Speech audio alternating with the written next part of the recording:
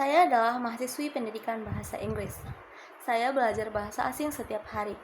Namun, ada satu pertanyaan penting.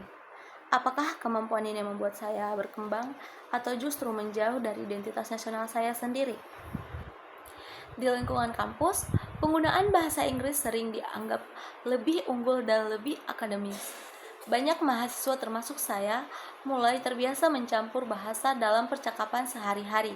Di media sosial, konten dengan bahasa asing juga sering dianggap lebih menarik dan lebih modern. Menurut saya, ini bukan sekedar kebiasaan biasa.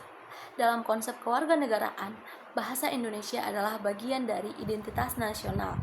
Bahasa ini berfungsi sebagai pemersatu bangsa. Namun yang terjadi saat ini adalah pergeseran nilai. Bahasa asing dianggap lebih bergengsi, sedangkan bahasa Indonesia dijadikan sebagai opsi kedua. Dan rasa bangga terhadap bahasa sendiri mulai menurun. Ini menunjukkan bahwa globalisasi tidak hanya membawa kemajuan, tetapi juga berpotensi melemahkan identitas nasional jika tidak disikapi dengan bijak. Saya tidak menolak penggunaan bahasa Inggris. Sebagai mahasiswa, itu memang kebutuhan. Namun, saya mengkritisi cara kita menyikapinya. Ketika kita mulai merasa bahasa Indonesia itu kurang keren, disitulah masalah sebenarnya muncul. Karena kehilangan identitas tidak selalu terjadi secara drastis, tetapi bisa terjadi secara perlahan melalui kebiasaan kecil.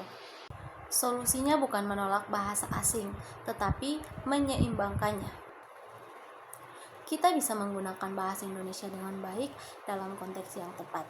Tetap bangga menggunakan bahasa sendiri dan menjadikan bahasa asing sebagai alat, bukan identitas utama.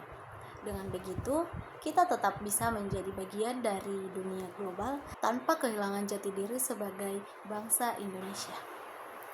Pada akhirnya, identitas nasional tidak hanya dijaga melalui teori, tetapi melalui kebiasaan sehari-hari.